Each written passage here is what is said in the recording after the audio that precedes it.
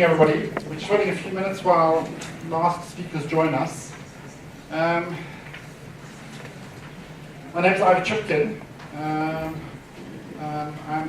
occupy a position at WITS, a strange position at WITS. I'm both in and out of WITS. I'm the director of the Public Affairs Research Institute, which is both an institute of WITS, but it's also outside of WITS. I think I was asked to do this because Phil Bonner was the chair of the Parry board.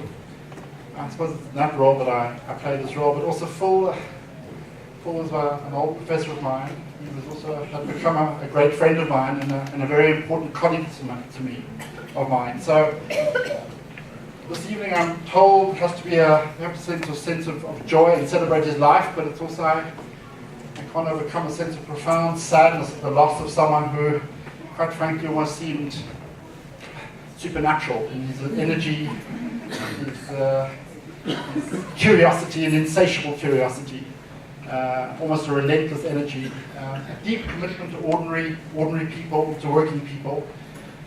I like to think that curiosity is something which I have in me, and that energy I have in me, and I think one of the things I'm very proud of, and I think something which I hold very dear to myself, is that Phil really liked me. And I think the fact that Phil really liked me is something very important about my own character, that somehow I have qualities about myself which are worthwhile. And I think that speaks a huge amount from my point of view of the enormous influence which Phil had in my life. Now the turnout here is suggestive of just how important Phil was for all of us, academics, colleagues, and as friends. I know that my role here is not to give a speech, it's really as a timekeeper, so I'm going to play that role. So I welcome all of you to this memorial, to celebrate and to reflect on Phil's life in a sense of incredulity that Phil is actually gone, a life that seems so more than life. So the way in which this evening is going to unfold is that there are several speakers. They're going to come up and speak for 5 to 7 minutes. Tawana Cooper is the Vice Principal of WITS University, is going to speak, followed by Bruce Murray, who's from the History Department. Enoch Mdwanga, former trade unionist, is going to speak. Jade McGregor is going to speak, a family friend. And Noor Niftahuddin from the History Workshop and from the chair in local history and preservalities is going to speak.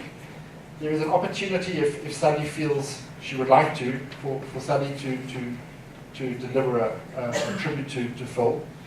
And we're very honoured that Rachel has joined us from overseas tonight. So thank you very much, Rachel. It's a great honour to have you and meet you. That is going to be the process. So I think on that note, I think that's Tawana, would you start, please?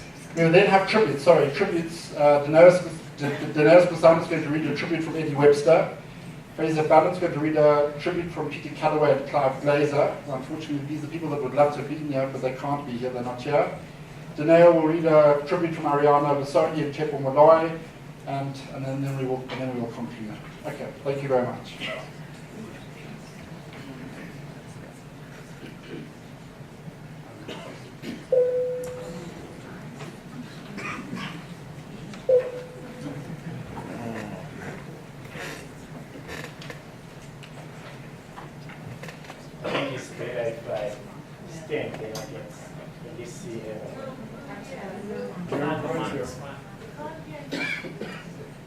You can't hear me. No. You want to use the mic?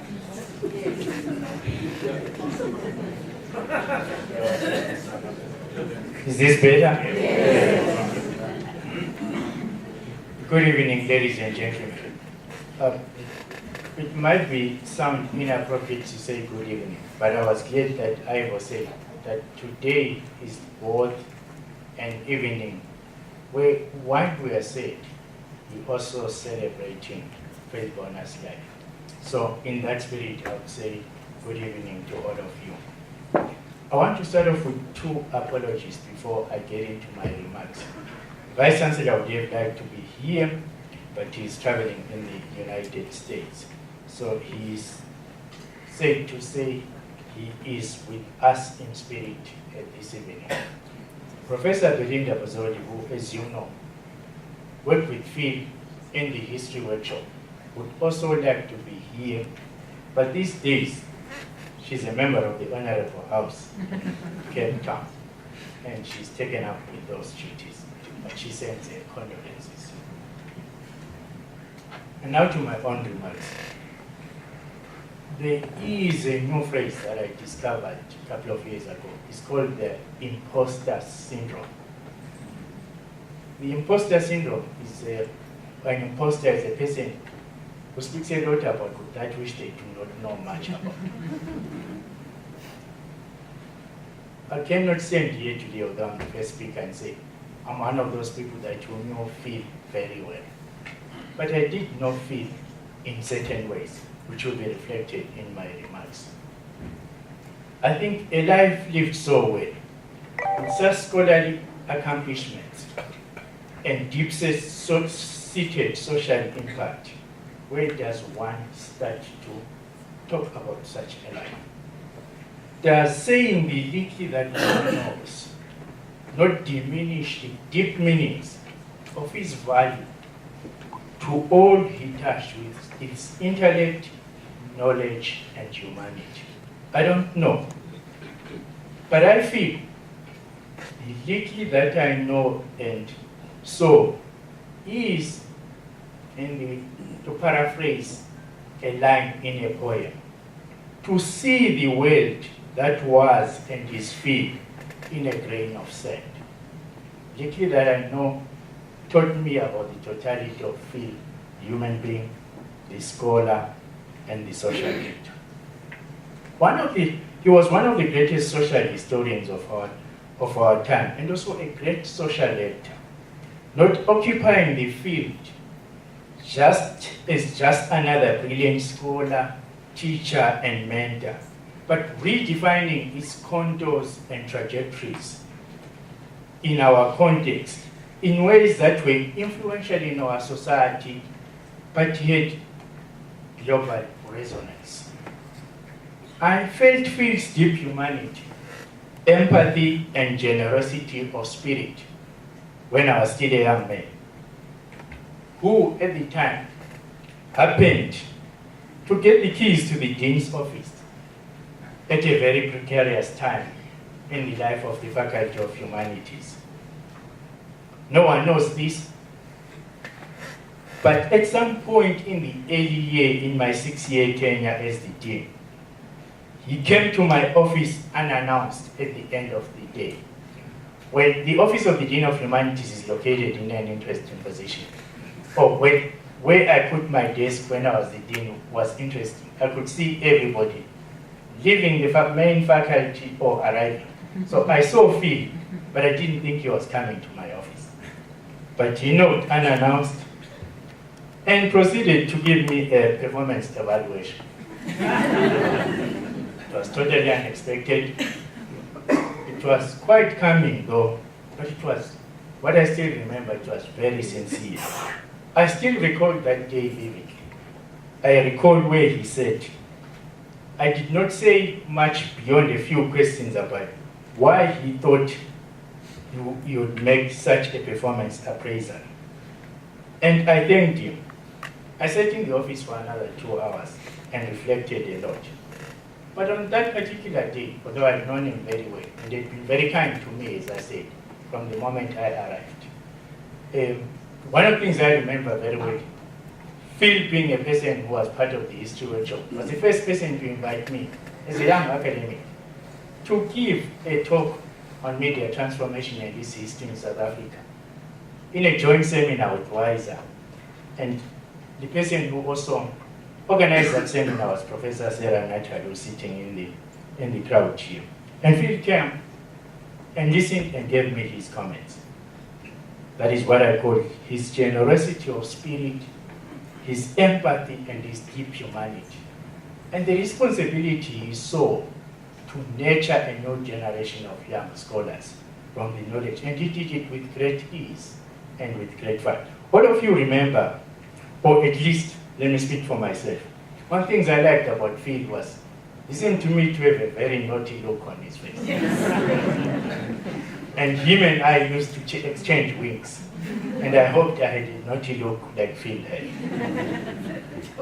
We met We also met as I became the dean in 2007, which is the year, as you know, he got his chair, his NRIF chair, which was one of the first chairs we got in the Faculty of Humanities. As you know, as a dean or as a person in our positions, you need achievements as fast as you can, because your mistakes are often more than the achievements that you make. So although I had very little to do with the chair, I counted it as one of my achievements. But Phil was smart about it. He made sure that I also helped him set up the chair properly. I still remember an incident where the university was taking a long time to create new offices for him in Richard Road, where the chair started. Phil got very annoyed and angry. I'd never seen him angry and annoyed. So in his anger and annoyance, again unannounced, came to my office, said, "I'm not angry with you, but I'm angry. Let's go and see the VC." So unannounced, we went to the infamous 11th floor. And we saw the VC there. And things moved, and the offices were created. And Phil got back to his naughty look and smile. And I never saw him angry again.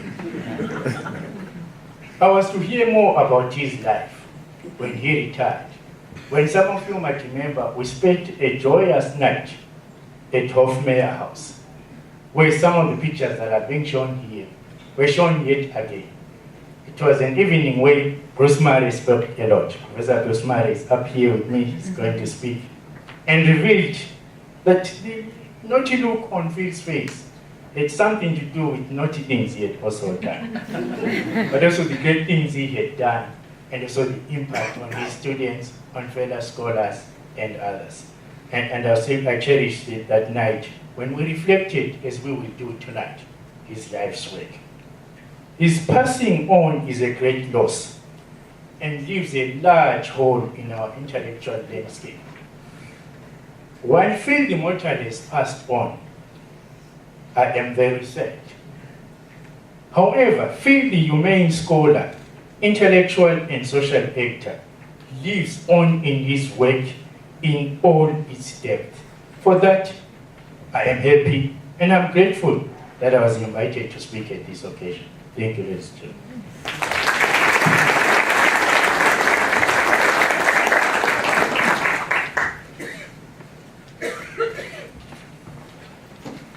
Good evening. I will now read a tribute from Professor Eddie Webster. He writes, "I had the privilege of working closely with Phil on a number of innovative projects at WITS in the 70s and the early 80s. These included an interdisciplinary development studies program, the history workshop, the South African Labour Bulletin, and the FOSATU Labour Studies program. We were driven by our commitment to share our knowledge and skills with working people and the embryonic organizations that were emerging in the factories and townships of Gauteng. Phil held a unique position in these initiatives, a distinguished scholar who was held in high esteem by these organizations. Indeed, so much so that he was seconded for a year in 1982 to the Trade Union Federation for SARTU to assist them in developing their path-breaking educational activities. These were exciting times for a new generation of historians and social scientists in the Faculty of Humanities at WITS. But there were also high-risk and difficult times. It was the height of apartheid, and there were colleagues who strongly opposed what they saw as inappropriate political interventions. But Phil was unwavering in his commitment to these activities. He continued in a quiet and scholarly way, refusing to compromise or be drawn into confrontation politics. When he was detained in 1985 and threatened with deportation, I was on sabbatical in the United Kingdom. I was interviewed by the BBC, and they asked me whether Professor Bona was involved in any illegal or terroristic activities. I said in reply, and I repeat in this tribute to Phil today. Phil is our finest historian who did not confine his contribution to the classroom. For him, history was a public activity to be shared with all those who are willing to learn. This is a deeply sad moment when we say farewell to one of our most distinguished colleagues, but it is also a moment of celebration when we honor a colleague who lived life to the full and has left a deep footprint in our great institution.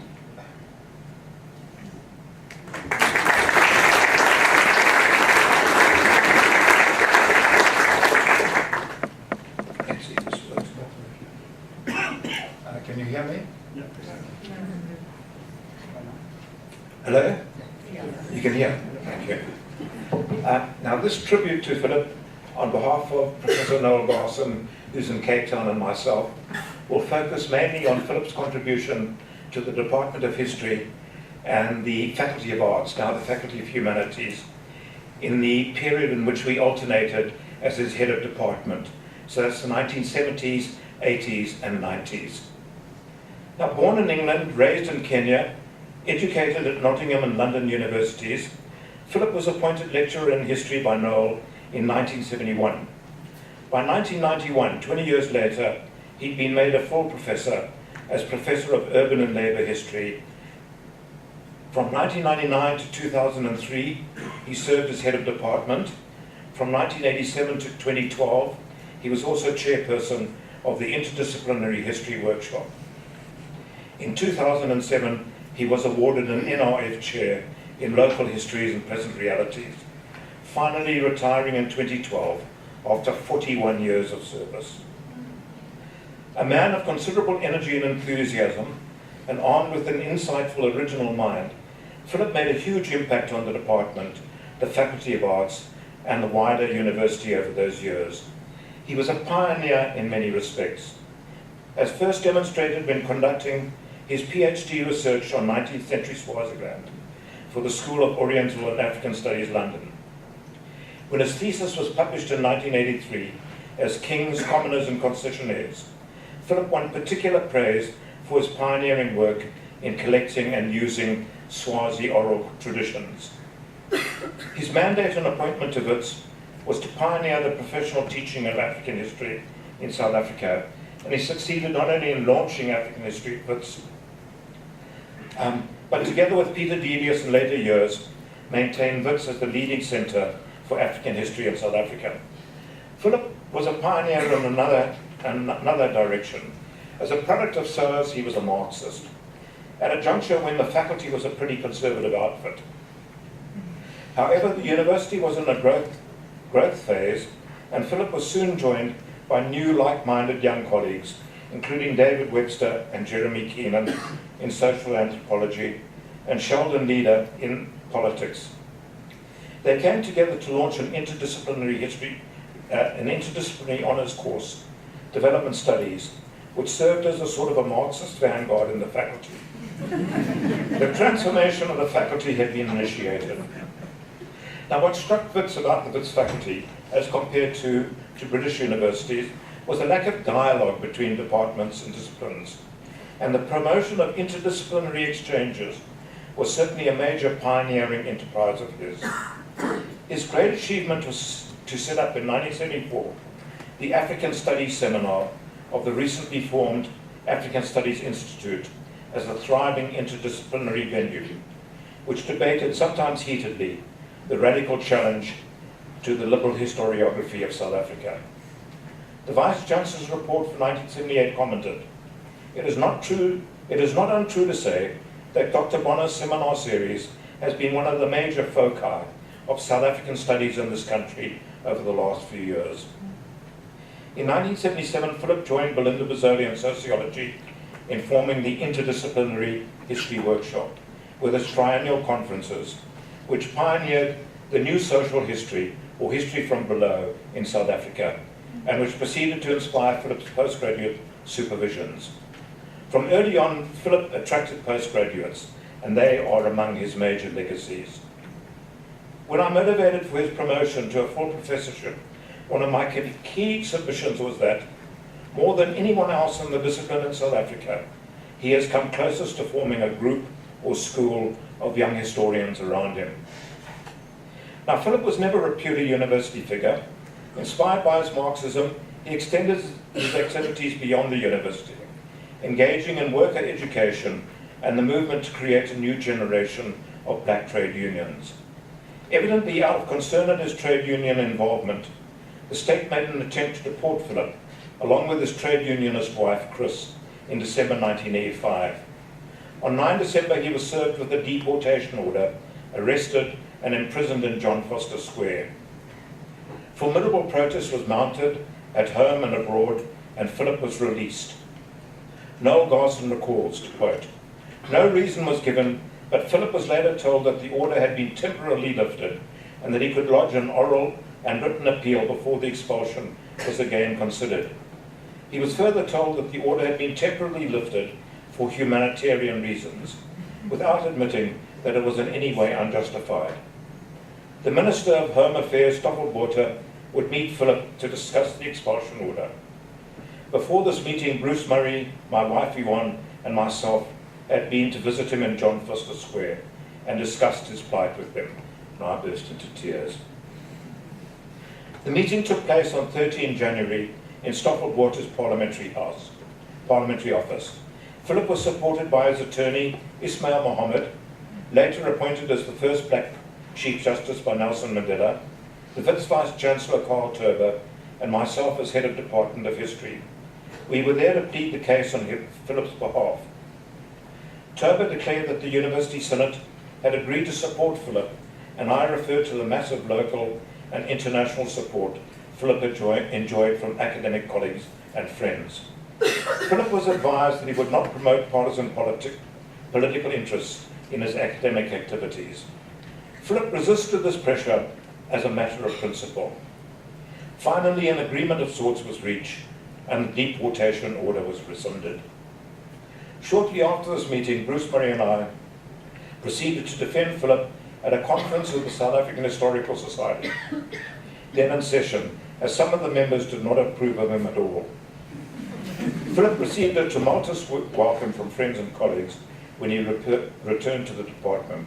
Meantime, Chris evaded arrest by hiding out of the swimming pool at my Bramley house and then heading to the beaches of Durban for Christmas. Concurrent with Philip's trade union activism was a shift to labour and social history as his primary research field, leading to the launch in 1983 of an ambitious research program on the history of the working class on the East Rand. During the 1980s and 1990s, Philip published a string of articles and essays in major international journals and edited books on the labour and social history of the Witwatersrand, establishing his reputation as the leading historian of the labour movement in South Africa. Now, despite some major ideological differences, Philip got on well with his colleagues in the Department of History. Noel Garson's history department did not waste its time on personal conflicts, despite internal tensions. But my own relationship with him, stretching over 46 years, was unique. It can best be characterized as a joking relationship. We were forever teasing and provoking one another. The departmental morning tea, initially held in my office, was full of banter, with a laughing Philip cracking jokes, usually at my expense. We supported different soccer teams, Leeds and Arsenal, and Philip was always anxious for us to bet on the outcome when they met, as I notoriously lost all my bets with him, thereby guaranteeing victory for Leeds, as well as more wine for his cellar. Somehow or another, Philip managed to make himself the main speaker at various landmark occasions for myself, beginning with the party in my flat to launch my book on Lloyd George's People's Budget, which he christened the People's Budgie. He was pretty drunk at the time and laughed hilariously at his own jokes about the book. He also spoke at my retirement. Beforehand, he had contacted my housekeeper, Mildred, to find out what I needed as a farewell present. And Mildred proceeded to list all the things the house needed. A new iron and ironing board, a machine that worked, and things like domestic things like that, enabling Philip to tease me remorselessly in his speech about Mildred's list of my domestic incompetence. Sometime in the 1980s, we hosted George Roudet, the noted social historian, and took him to dinner at a Chinese restaurant. The service was rather slow, and I clapped my hands and demanded they deliver our food chop chop. Philip had a field day on that, ridiculing my thoughtless disdain for the other in front of the world's leading social historian. I likewise did my fair share of teasing, particularly when Philip linked up with those two well-known crooks, the Kroc brothers, who'd applied for a casino license in the south of Johannesburg. Philip, though, had the last laugh. The outcome of that relationship was the Apartheid Museum, a lasting memorial to Philip. Noel, his wife Yvonne, and I will miss Philip deeply, as will all of us, and our hearts go out to Sally. Thank you.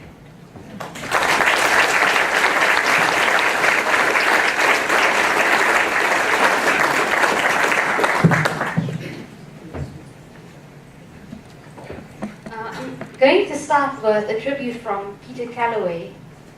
Bonner, larger than life, a Kenyan boy, always ready for a laugh. What else?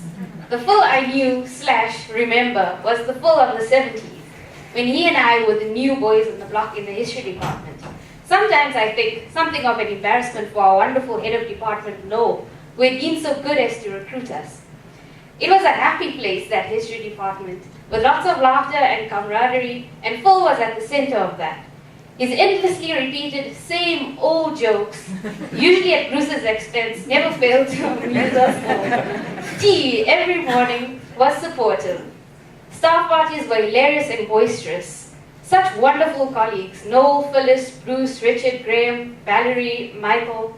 I have never worked in such a happy environment.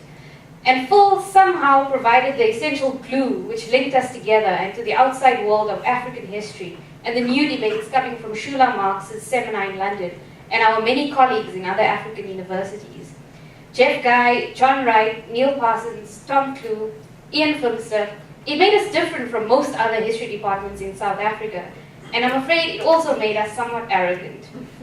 I remember Phil for his enthusiasm for pre-colonial African history and his drive to make it relevant to current debates in South and Central Africa, as well as embracing worker history and worker struggles.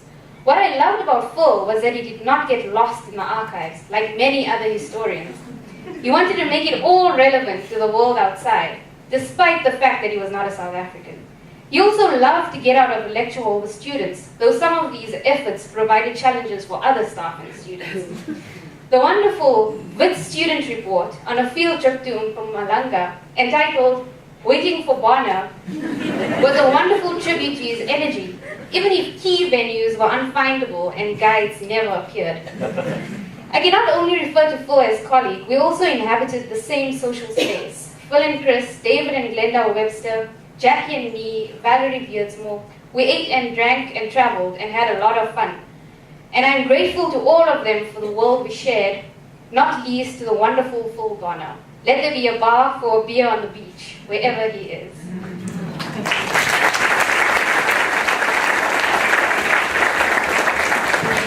This is a second tribute from Professor Clive Glazer. Phil was an important formative figure in my life. I arrived at WITS as an undergraduate student more inclined towards literature than history, but I was immediately drawn to the energy and excitement of the new wave of social history at the time. I later came to understand Phil's huge intellectual contribution, but initially it was his enthusiasm which stood out more than anything else. He was always game for new approaches, always encouraging students to try new things. It was both Phil's greatest strength and his greatest weakness that he could never say no to anything. He could never turn away from an opportunity to get involved in an interesting project. I remember being very excited by FASATU because it offered an alternative kind of left politics which emphasized bottom-up accountability rather than bureaucratic centralism. It was Phil who really introduced me to those ideas.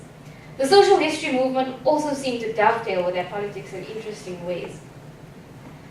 Phil supervised my honors and MA dissertations, both of which were heavily influenced by his work in urban social history. As a supervisor, he was endlessly encouraging, eager to chat, but you had to be essentially self-motivating. You had to chase him because he always had so many other interesting things on the go. You had to try to catch his slipstream, or find him in the pig after hours, which was not an ideal place for personal consultation. Phil was constantly restless, not the kind of academic who spent long hours sitting in the office. There was too much to be done.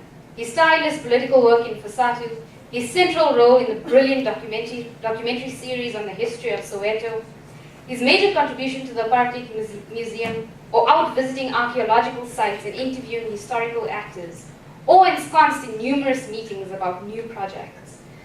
Some of my best memories of Phil come from two exhilarating history tours in the late 1980s and early 1990s. One to the Western Transvaal and one to the Northern Transvaal. Phil, always driving out in front, full of adventure, boisterously arguing around the campfire with beer in hand, splashing around in mountain pools, bubbling with humor and wicked teasing, and his intense passion about the history of those places we visited. Once I returned to WITS in 1997, we worked together as colleagues in the history department, before Phil took up his NRF chair. We had less regular direct contact after that, but he remained a pivotal figure in the intellectual world I inhabited. We will miss his extraordinary presence. Thank you.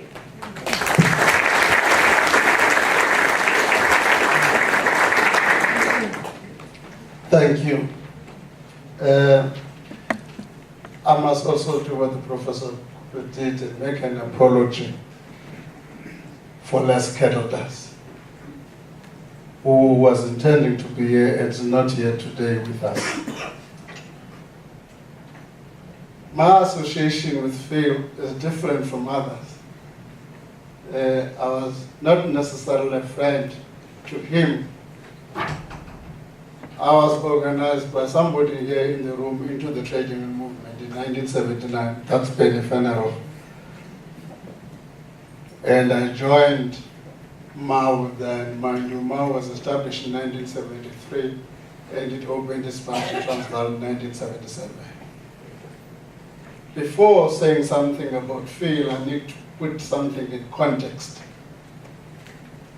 In 1973, we had the Durban strikes, which led to the formation of these unions, including MAU, of which I was a member. And I've said they formed in 1977, the Transvaal branch. In 1976, we had the student uprising.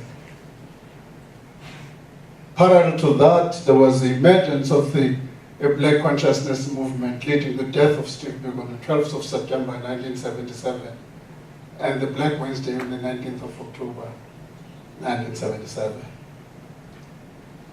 These unions that were established formed Fosatu in 1979. Parallel to that was the formation of COSAS. During this period, ideological confusion emerged in our ranks. That's when Phil Bonner came in handy. That's when I'm going to come. Came in handy.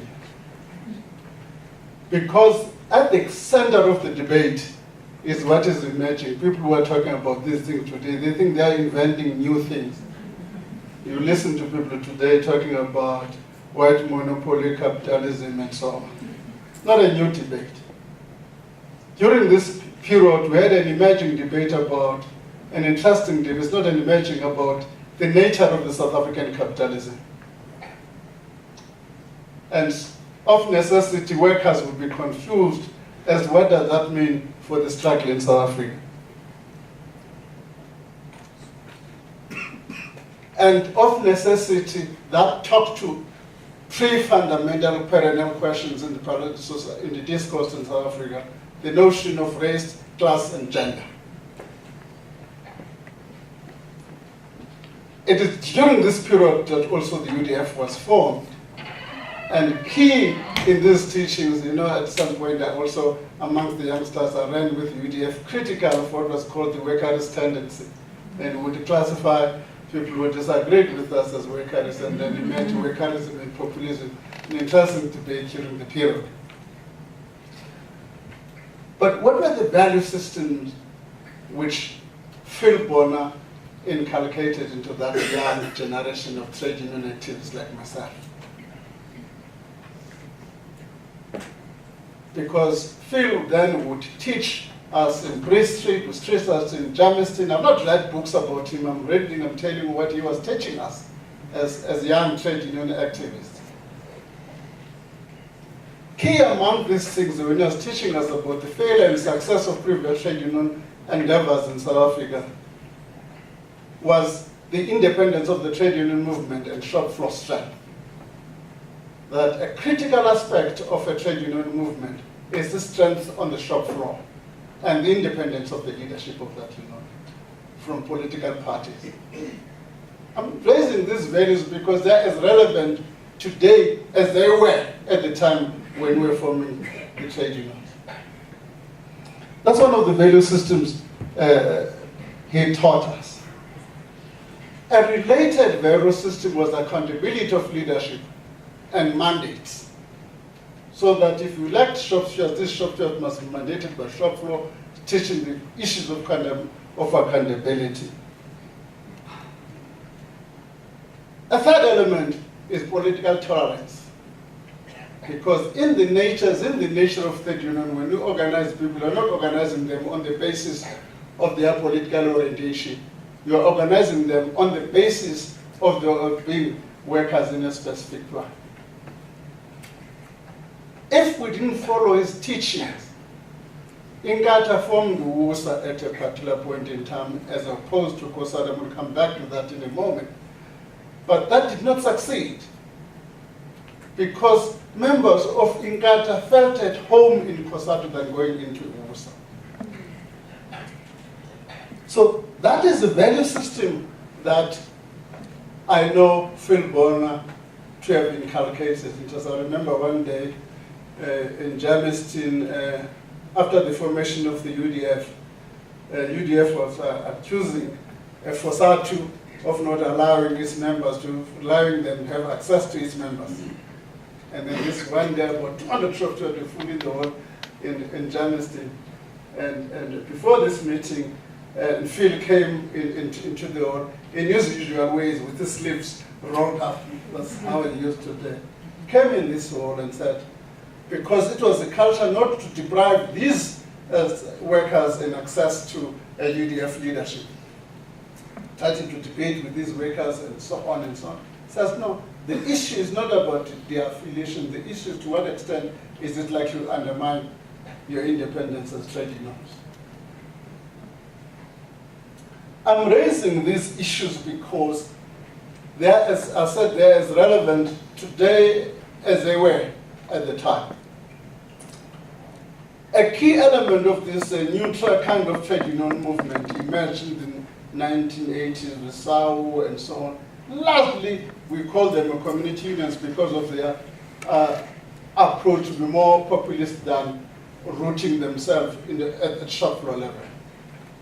When we merged with these unions to form COSATU in 1985, the COSATU unions trained by Phil Bonner brought that tradition into the COSATU unions. It's a tradition that has been carried through to date, but the elements of the failure. That's what I want to talk about and its relevance. The failure of the trade union movement today is a reflection of the failure and a deviation from some of these principles Phil Bonner talked about. If you look at how COSATU has imploded, COSATU has imploded by simple, for instance, in 2007, a clear display of intolerance. When they fought amongst themselves of which faction to support in the ANC ranks, and translated that into a battle amongst themselves internally. Instead of accepting that within their ranks, people belong to different political parties, people belong to different political traditions at school, and therefore they're likely to support different groups. They didn't only fight by being in the ANC, they fought about which faction you supported in the ANC. a clear departure from an environment where you needed to keep the aims, the labor movement, independent and free of those issues. That was the fundamental departure which has made today for SACTU to implode. And therefore has made this kind of character of losing this shop floor strength, even the dream of one union, one country, one federation, impossible. Because a key message during this period was a message of one country, one federation. One country, one federation. Without a trade union is a trade union. Its strength lies in organizing workers in the shop floor. For instance, Phil would tell us at the time that part of the failure of the South African Congress of Trade Unions, it was not banned. No, SACTU was not banned. It failed precisely because when the apartheid state clamped on the ANC, which was interlocked with the leadership of SACTU, the leadership of SACTU as well disappeared and the union failed. So you needed to draw a distinction between these two things. I wanted just to reflect on this culture on Phil Bonner is represented and the values he presented into the trade union movement to which I belong. At that time I was about 22. I'm 61 now, so I'm old. I was about 22 when I was recruited into the trade union movement. So when people debate today about these new debates are not new. When they talk about this work, we're debating what is the nature of the South African Congress, what does that mean for strategy, and Phil Bonner would have helped the labor movement. Those unions that kept that tradition, their strength even today, if you look at the current unions, the strength of those unions that kept that tradition and value system is still intact. They are, of course, everybody else today has been, it's more, I was reading an editorial of one newspaper of a union newsletter. When I read this editorial, it was no different from reading an editorial of the South African Communist Party. The way it was loaded with ideological jargon and Marlenin and so on, little reference to bargaining. And as a result, that poses, in my view, a threat to the existence of those unions and actually a negation of what Phil Bonner and Eddie Webster and all those people taught us during those days. It was a group of people, including during that time a generation of these historians, these sociologists, Eddie Webster, a group of lawyers. I remember the letter until I left the labor movement. I was taught by Clive Thompson what letter should I write to an employer when they are retrenching workers. It was this group of things.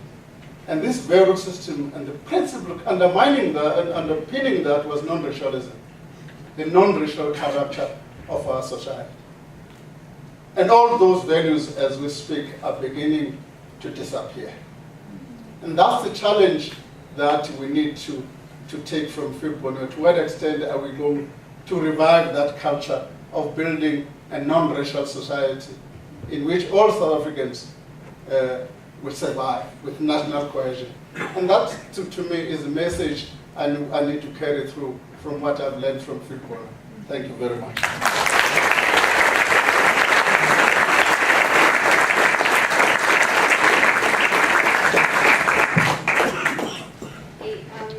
Tribute is from John Isler. Dear Phil, I remember all those great stories that you tell so well, over a pint in the postgraduate club, or a glass of wine in your garden, with the Hadidas squawking in the background. So although I didn't know you until your middle age, I can imagine you in your youth. I can see the teenager hitchhiking the roads of the Kenyan savannah. I know you were already the life and soul of the party when you won the crown of Twist King of Mombasa. I can see you and your friend Walter playing outrageous pranks on the students at the residence in Nottingham. I can see you reveling in that pitch at invasion at a Leeds match. I know how, in more serious moments, you weighed up becoming a medieval historian. But you realized that Africa was what moved you. By the time I met you, you were inspiring students at WITS with your lectures and your crazy trips across the veldt. And you felt the cause of labor deep in your soul. Like those old English revolutionaries of the 17th century, of whom you somehow reminded me, you really wanted the earth to be a common treasury for all. I remember your arrest by the security police, how we waited to hear if you were going to be deported, and how you came out of that grim moment going on as cheerfully as before, whatever you were feeling. You were not to be swayed by fashion or favor. You were the greatest fun to spend an evening with, but you were the most steely, both with friends and antagonists, when it came to issues of principle. It was a privilege to have worked with you in the history workshop, but even more to have been your friend. So now you have me sitting here with tears pouring down my face, which you probably would find very funny. You would tell me to cheer up and check what time the pub opens. I won't say rest in peace, for you are restless. Somewhere the grass is tall and yellow, and I see you striding off towards the koppies on the horizon. You will always be walking in the hearts of the comrades who fought alongside you, of the students who learned from you, and of the friends who loved you. Amba Kashnev. Thank you.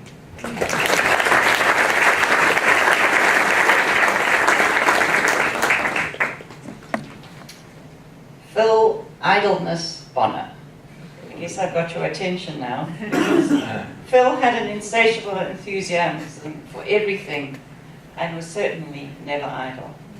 I had the privilege of meeting Phil through Sally.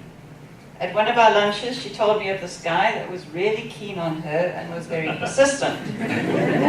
This culminated in their wedding, where it is the one and only time that I ever saw Phil wearing a suit and a tie, and never looking so happy and so in love.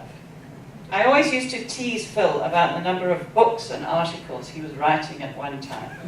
It never seemed to be less than 5. He took immense pride in his work, making sure that everything was accurate, substantiated and relevant. Publishers and deadlines just had to wait. He had such a gift with words that his books are easy to read, and many current and future students will find them a font of knowledge. Fortunately, he had a mother-in-law, Marlene, who could read his handwritten notes and transcribe many of his articles and books. Phil never talked down to anyone. He had a brilliant mind, and you never felt inferior as he connected to your heart and your mind. Conversations were always robust, interesting, and relevant. There were always gems from him that you would reflect on for days afterwards. I think that all the Sauvignon Blanc winemakers are quietly weeping. If there was a Sauvignon Blanc around, Phil would latch onto it, generously pour everyone a large glass, never forgetting himself, and that would be the start of a wonderful meal filled with challenging, interesting conversation. Your wine glass was never empty until you literally had to remove it from his reach. His legendary fish fries were such that if you double booked, Phil and Sal were the ones you would choose. His curries, inspired by his trips to India, were always delicious, with a recipe on a stand in the kitchen and diligently followed. Going on holiday with Phil was always lots of fun. He was up for any new experience, new places to visit, new food to taste, and especially new people to meet and talk with. Phil was never a small talk person. He was interested in who you were, what you were doing, and your history. We would sit around the campfire on the Olifants Letaba walk, and he would soon be in earnest conversation with the 2 guides that took care of us on the walks. He could immediately spot a story, and he later traveled back to meet with one of the guides. Phil would remember his name, we couldn't, to document parts of history of that area. I will always have a vivid picture of Phil sitting in a plastic chair in the middle of a boat in Mozambique. His foot was bound in plastic as he couldn't get it wet. He was carried in style on and off the boat by the cheerful crew and would command a regal position on the beach, under shade erected for him, waiting for us to finish snorkeling while salivating his taste buds while the fish fry was being cooked. There is one holiday I will always remember. We were down at Nzumbi with Phil, Sal, Caliban, and some friends. Phil would haul out his battered brown briefcase and earnestly read a small manuscript. At the beginning, he admitted that it was rather hard going.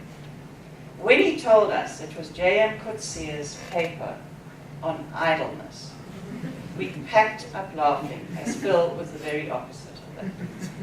Idleness was soon put to the tune of Edelweiss. And at any opportune moment, we would all break out into song celebrating idleness.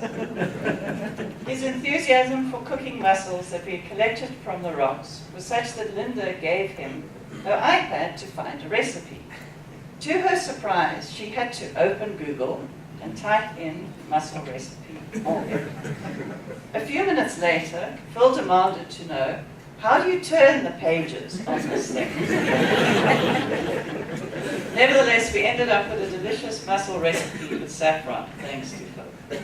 At that time, we also discovered he was on the Amazon top 100 hot favorites with his Origins book, something he was completely unaware of and quite surprised. We were very fortunate to have supper with Phil on his last night. We'd been to see King Kong with Sally and came back to their house. He was his incorrigible self, stealing Sally's glass of red wine when the white wine was finished. We will all miss Phil. There will be many toasts to him in the future to remind us of the wonderful, generous, empowering person that he was.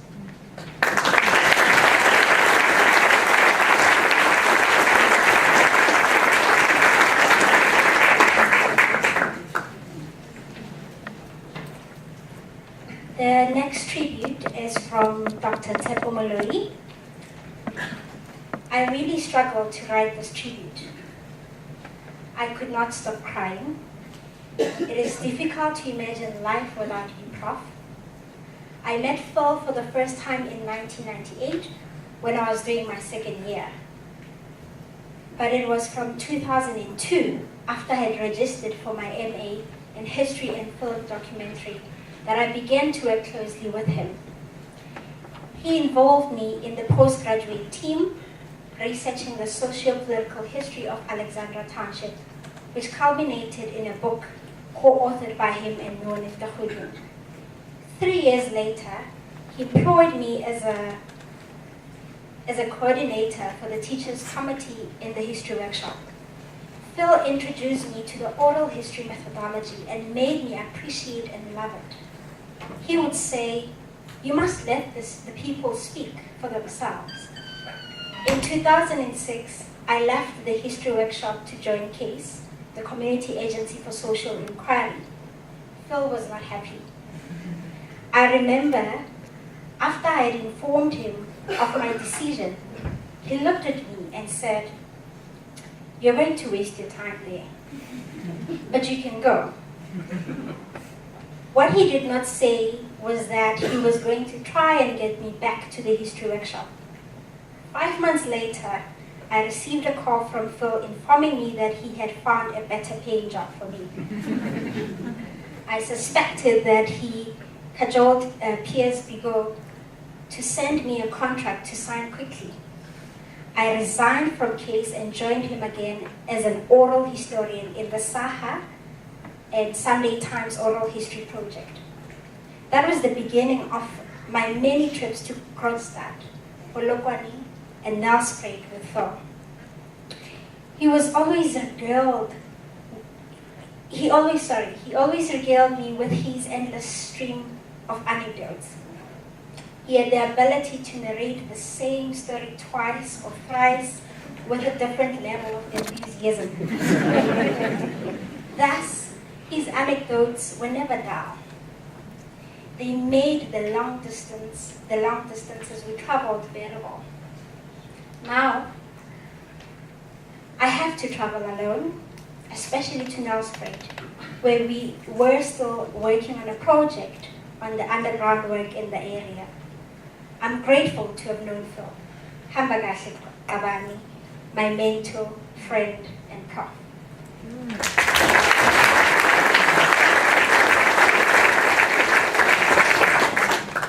The next tribute is from Dr. Ariana Lizion. Dr. Phil, dear Phil, sorry. Oh. She could not have written that. You are the reason I moved to Johannesburg from London after finishing my PhD to take up a postdoc in the NIH, which you had recently been awarded. When I met you, I was immediately struck by your passion, your infectious enthusiasm, and your tirelessness. You were always busy with multiple projects, or out in the field to accompany one of us to some research site deep in the country.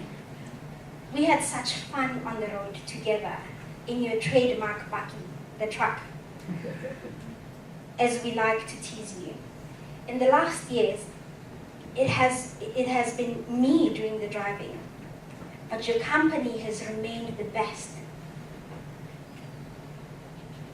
one I could ask for. You are also one of the reasons why today I call this place home. After I moved to Johannesburg, you looked after me like a father, and you've continued to do so with the birth of my daughter, Nina. I'm so happy that you and Sally were able to travel to Italy last year, that I could help you organize this holiday, that you spent a few days with my mom, and that you had such a wonderful time. The last time I saw you was about a month ago. We were all at Noah's house for a bride, and it felt great to have you back with us. We spoke about Nina and my trip to Italy, where I'm writing from now. I saw you and Sally quietly leave the party, and we didn't say goodbye. I thought to myself that you were probably tired, and that I would come visit you as soon as I got back. It's so hard to accept that I won't be seeing you again, and this has to be my goodbye to you instead. I wish I had come after you on the day to at least give you a kiss and a hug. Thank you for everything that you've taught me and that you've done for me, Phil. I'm really going to miss you and will always remember you with the greatest love and respect.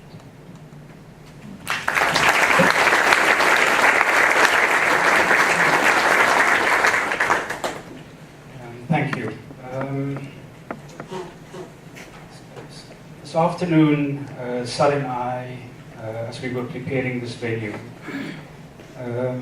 were talking about what we might say tonight. She said that there were so many thoughts swimming around in her head. I feel the same. I just want to pay tribute to a giant of the Academy. Over the past week or so, we've been overwhelmed by the outpouring of affection and support from across the world. On behalf of the History Workshop, I'm grateful for the tribute paid by Phil's friends from the pig last night. It was really wonderful and fitting. As Tawana reminded us 5 years ago, on his retirement, we celebrated Phil's unparalleled contribution over 4 decades to the university, the History Department, South African Academy, and the History Workshop. Then, as now, colleagues, comrades, students and friends spoke affectionately and eloquently about Phil's enduring legacy. For us in the History Workshop, Phil's retirement was no more than an administrative formality. There was no doubt in our mind, and his, that he would continue being research active, play an important role in the History Workshop. In fact, he hardly paused.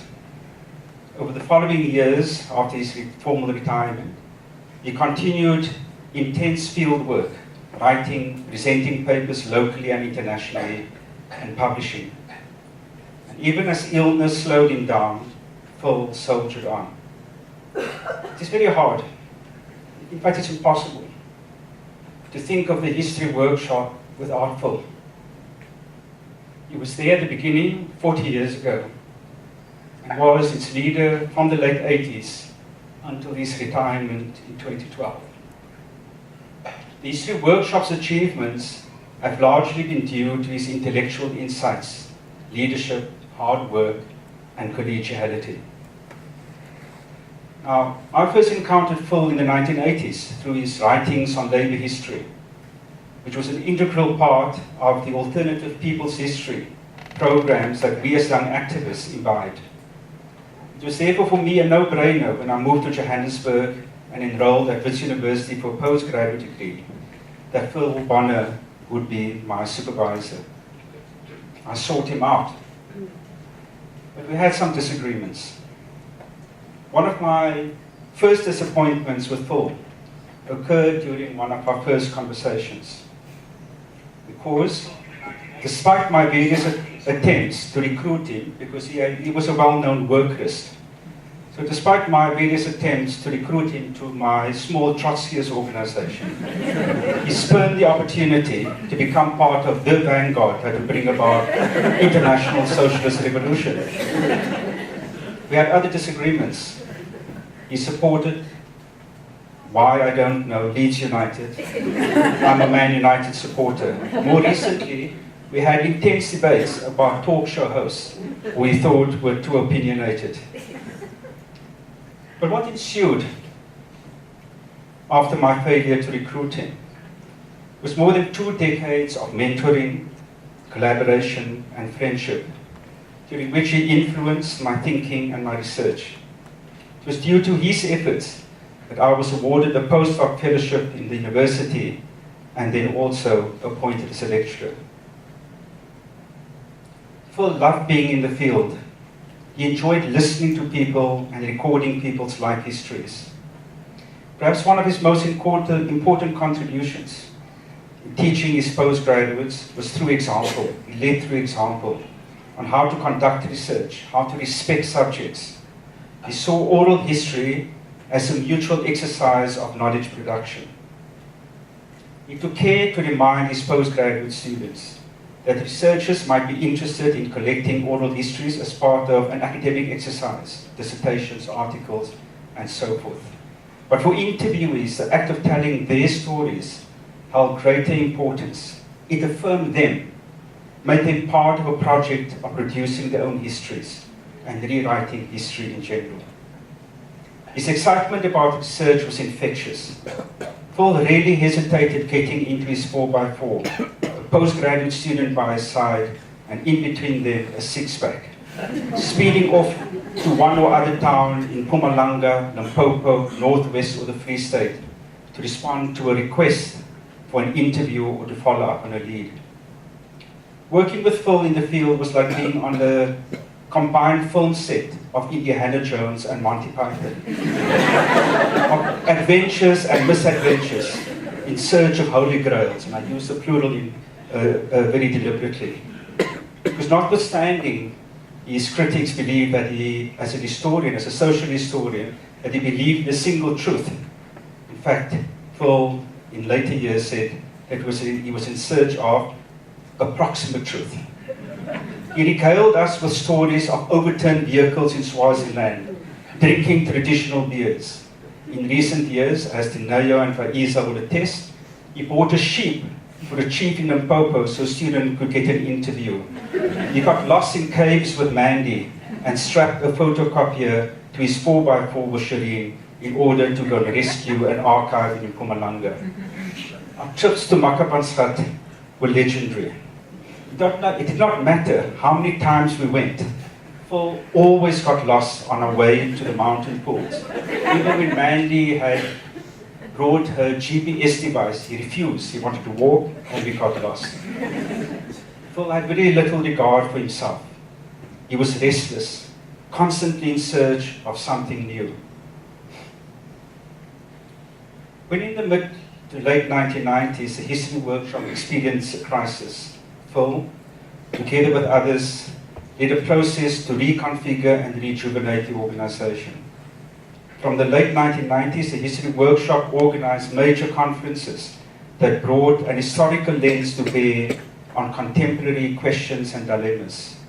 Conferences on the TRC, on race, HIV/AIDS, and labor history conferences. Rewriting liberation histories such as the work on Robben Island or Salad, were very important in the new life of the history workshop. And I learned an important lesson from Phil, because the history workshop came under criticism for being involved in projects in which the government and the state was involved. His attitude was quite simple, that if we don't get involved in those projects, others will, and they will determine the narrative and the history on these important subjects. Rather get your hands dirty, be there, and try and influence the histories and narratives produced. Simultaneously, the history workshop embarked on significant local history and heritage projects. Phil played the key role in the development of the Apartheid Museum. He collaborated on the Soweto history, which included a groundbreaking documentary series. I worked with him on the Alexandria History Project, Ekurhuleni, and several others. One of his enduring legacies was his inability to say no. There were always new public history projects or heritage projects. The history workshop was inundated. We were involved in large-scale projects, small-scale projects. But we could never say no, following Phil's lead. He thoroughly enjoyed being involved in these projects, and the communities with whom we worked embraced him. I recall the first meeting of veterans of the 1956-57 bus boycott in Alexandria. Old men, older than Phil. At this meeting, they turned to him and very laughingly said, for those of you who don't understand Afrikaans, we'll translate later. They said, "Die toppie, hy is mos 'n tsotsi." Now, for those of you who don't understand, it cannot be a greater compliment. This was respect all over for Phil. I think his favorite line from his interactions with communities was when, after addressing a trade union meeting in Dobsonville about 8 or 9 years ago, he came back and told me that for the first time, I think he had forgotten, but for the first time he said, they called him Comrade Professor. Those two words encapsulated so much of his life since arriving in South Africa in the early 1970s. The history workshop came under criticism in the 1990s. Phil's response was never shrill, even when he believed some of these criticisms were unfair or plainly erroneous. He responded to these criticisms, particularly around oral history and social history, by engaging in new theoretical work. He took the time and figured what were the important criticisms to deal with and dealt with them and advanced our collective understanding. At the same time, he drew a very important distinction between those for whom criticism of others was an occupation and those who undertook the hard work of research and analyses. No prizes for guessing where Phil stood in that divide. The chair, Local Histories and Present Realities, added new energy and new intellectual depth. Over the past 10 years, under Phil's leadership, we worked with some of the brightest students who continue to produce amazing original research. Phil was constantly enthusiastic about new ideas generated by these students.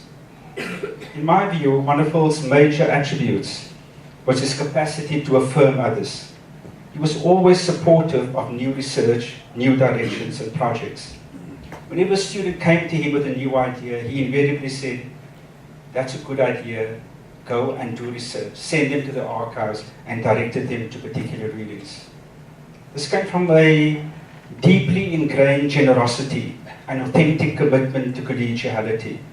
These core principles of the university, as we know, are now being eroded in the academy with its emphasis on individual advancement. I think it's important, as we celebrate Phil and remember him, to also recall, particularly in this moment that we call decolonization, that there were battles that were fought over transformation before 2015, before fees must fall. Phil Bonner was a pioneer in African history at the time of the emergence of black consciousness in the country. With others, he researched and wrote on pre-colonial societies and also on the histories of the black working class. contemporary demands for curriculum change should, in my opinion, at the minimum, be cognizant of these contributions. In the late 1990s and early 2000s, Phil played a leading role in challenging conservative opposition at Wits University to transformation. There were bruising battles, but Phil remained firm in his principles. The trenches for Phil were not on the concourse, but the corridors and committees of the university. And he was exceptional at fighting in those trenches. Phil, not surprisingly, was sought after by many young and senior scholars on all manners of issues to do with the university. Phil always made himself available to listen and to offer advice. It would be remiss, as others have said, in remembering Phil and celebrating his legacy if one did not recall his deep commitment to Luddism. Last night at the peak, his technophobia was highlighted by his friends. Those of us who were supervised by Phil will recall the illegible handwritten notes. He remained doggedly committed to handwriting books. Pat King, Sally, Zahn, and others had to decipher his handwriting, type them up, and of course Phil scribbled all over them again, and then you had to retype. I happened to have worked with Phil on a number of books, and Phil had no conception of bringing together notes and footnotes. And while it was fantastic working with Phil, the last month or so of completing a book invariably meant me spending many, many hours looking for lost footnotes. His presentations at conferences were legendary. They invariably included Phil completing his presentations minutes before he spoke. He often appeared chaotic, with unnumbered pages strewn all over the lectern. And yet, he was always precise and insightful. There was one incident that perhaps exemplified this technophobia. Many years ago, our former administrator Zahn insisted that Phil should get a cell phone. Until then, he had resisted the idea of having a phone. I think he was embarrassed that someone might see him use a piece of modern technology. Zahn eventually succeeded. He came to her office one morning and said, "It's not working." She looked at the phone and said, "Phil, you've got to charge the phone." He learned that very quickly, charge the phone. Next day he came, and of course he hadn't realized that by connecting the phone to an electric socket did not lead to airtime. So he kept saying, "The phone is charged, but I can't make calls." So last week, Ariana, writing from Italy, commented that Phil would be having a really good laugh because on his passing, various people posted on Facebook, commented on Twitter.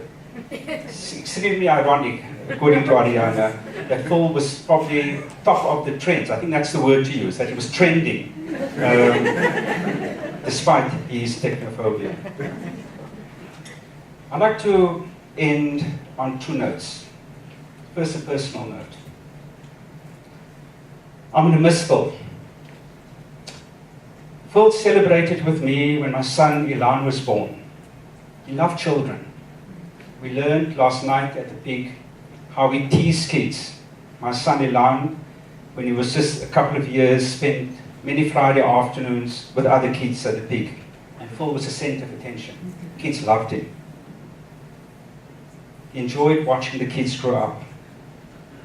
Phil offered me comfort and sage advice during my divorce. I remember came to the pig and him sitting me down and said, "I'm an expert in broken relationships. Let me give you advice." He was the closest thing to a best man at mine and Sharifa's wedding. He was very fond of her.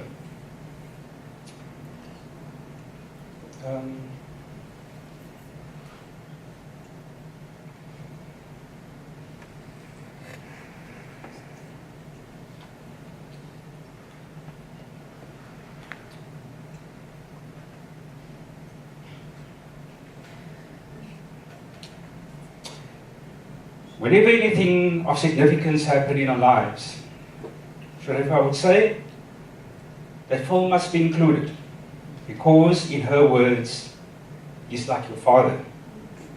I think there are many people in this room who related to Phil in a similar way. She was right. Despite not being well, he was also a pillar of strength last year when Sharifa passed away. Phil had an incredible capacity of being present during hard times. I miss him dearly. Sally, 12 years ago, as I recall, a number of us celebrated Phil's birthday at Tosca de Sol, just down the road from Sally's old place in West End. In the middle of the meal, Phil, and I'm going to have to put the microphone down for this.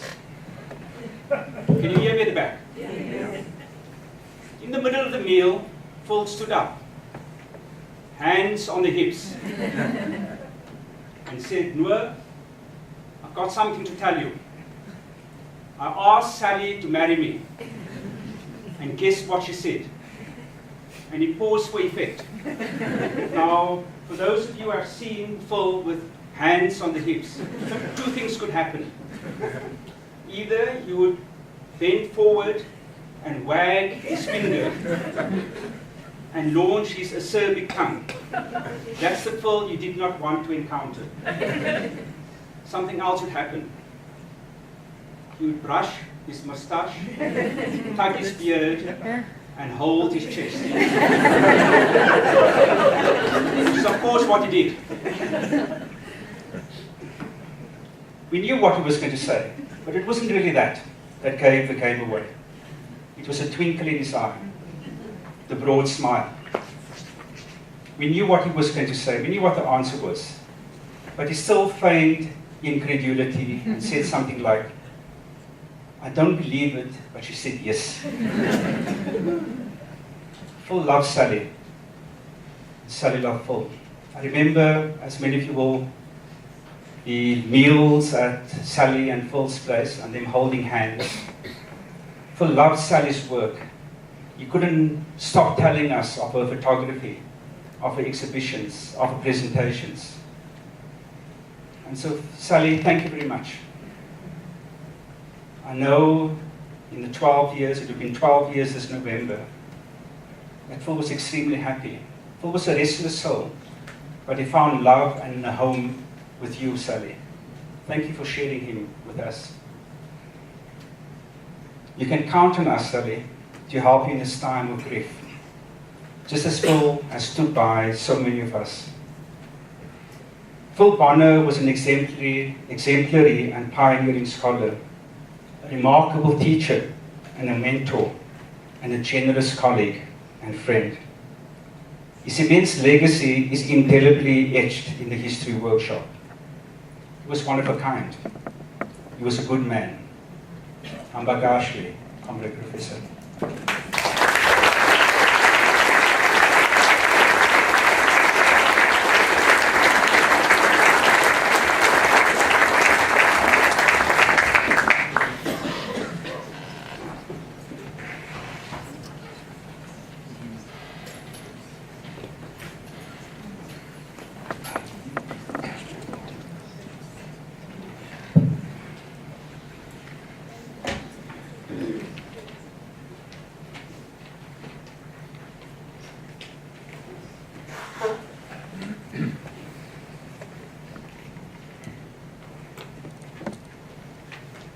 When I first met Phil Bonner, it was a bit like a bomb going off for me.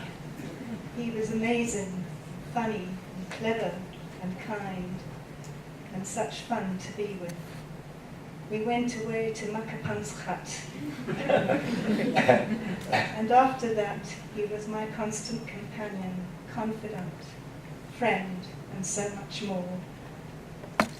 He was a compass for so many people. They sought him out for his wisdom and his advice. He could make anyone laugh, young, old, famous, infamous. It didn't matter who they were. He could connect with people across any social divide. Likewise, he was for me my north, my south, my east and west, my working week and my Sunday rest, my noon, my midnight, my talk, my song. I thought that love would last forever. I was wrong.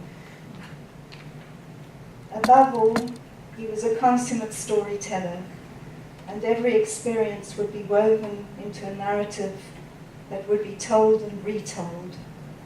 I never got tired of hearing them.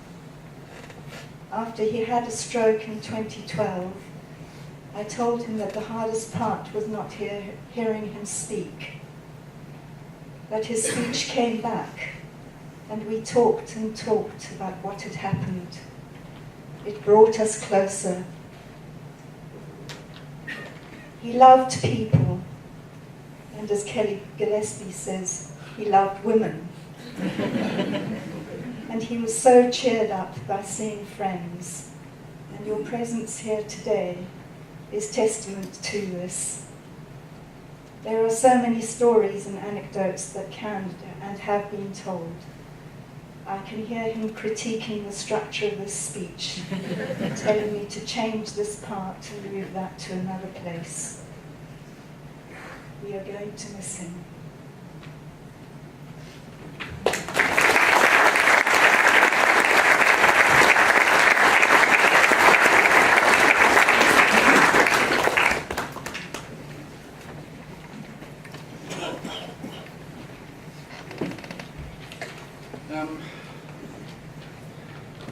I'm going to miss Phil.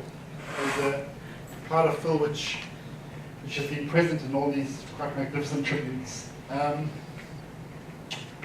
Phil was also a deeply loving and caring man, and he cared and loved his friends. And Phil, for reasons which always surprised me, worried about me. So when I was going through my divorce, Phil phoned me up one day and said, "I think you need a drink." And he took me to a bed. And he sat down and said, "Listen, I've been through this divorce process myself." And it was that sense of reaching out at a very intimate level. It was this experience of a great man, but also a man who reached out in a very intimate way, that I think was what many of us are going to miss so deeply about Phil. I was on holiday, my daughter and I were on holiday with Phil and Sally in the Drakensberg. As has been said, Phil loved children, and my daughter loved Phil. And she made a film, which I've chosen not to show here. She made a movie of Phil and Sally. I think that the drama was a murder mystery or a robbery, and there were the images of Sally prancing around as a cat thief. No, you were the detective, I think. Sally was the detective, and Phil was the thief, sitting in his chair, playing to the camera. I think that side of Phil is what I'm going to miss so deeply. We have a few more minutes left, and I think perhaps if anyone else from the audience would like to say something, we've got 5 or 10 minutes left. Was anyone in the audience would like to say or remember something about Phil? In the few minutes we have remaining, or then we can just go straight to have some food and drinks, and of course white wine, of which there's plenty in remembrance of Phil. Yes.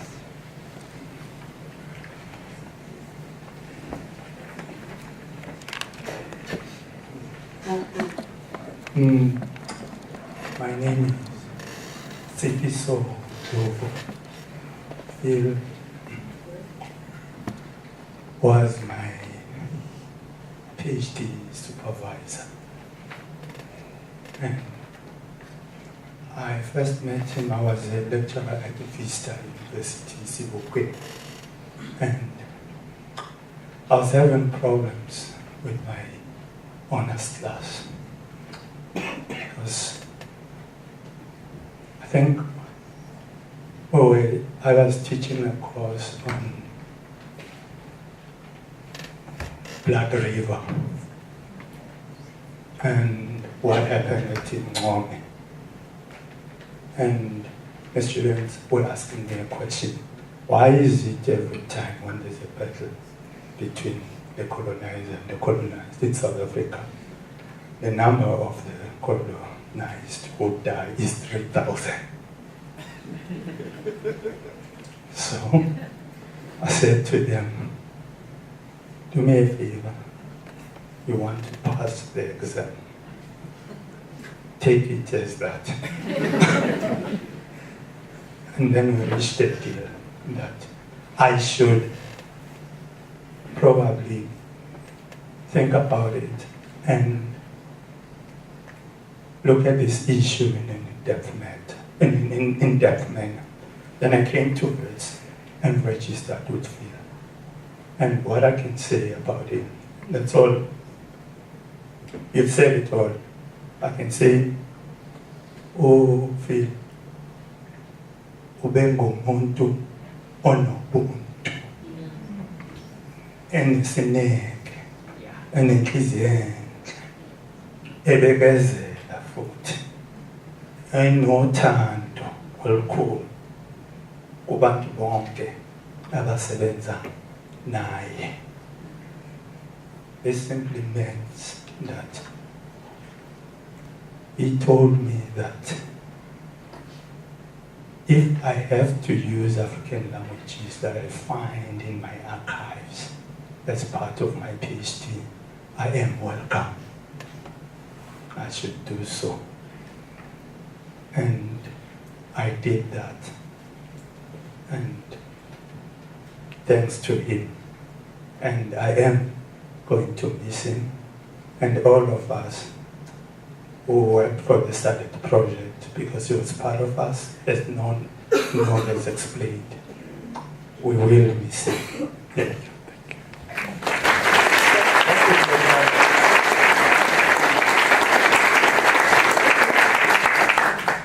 Hi, Phil is my father, but I didn't know him very well. Because I lived in England and he lived over here, and I met him for the first time when he was, he'd been interned and there was a big news campaign and I was maybe 19.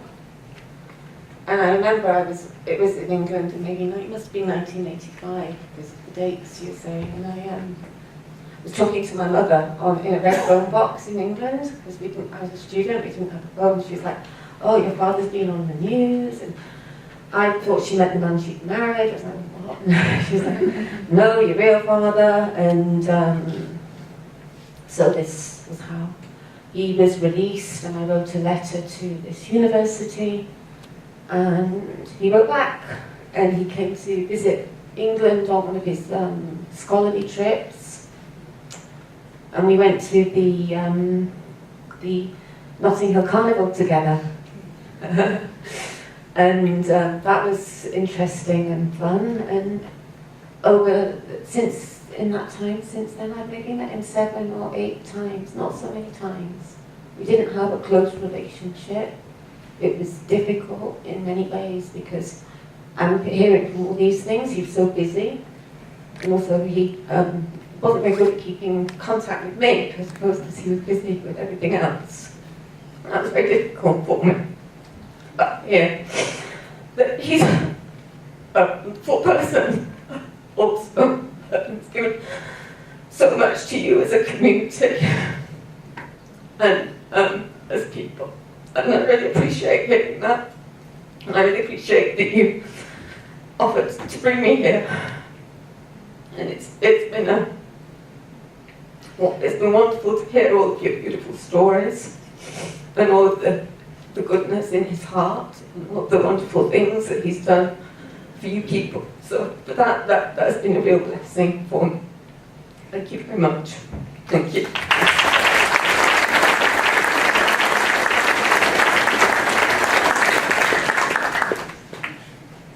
Okay.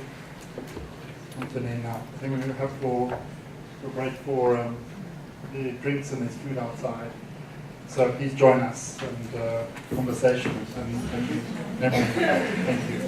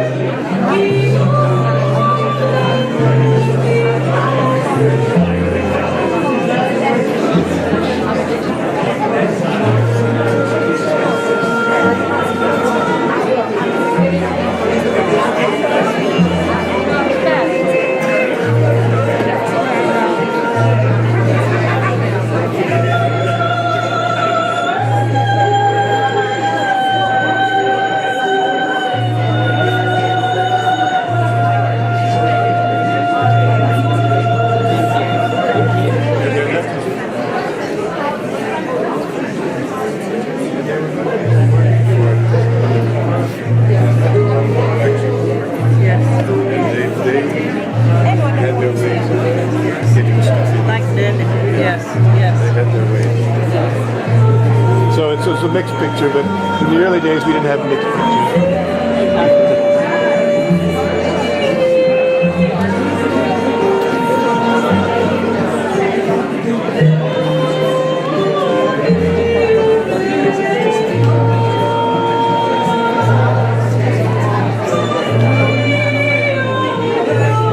The one thing that you can rely on is that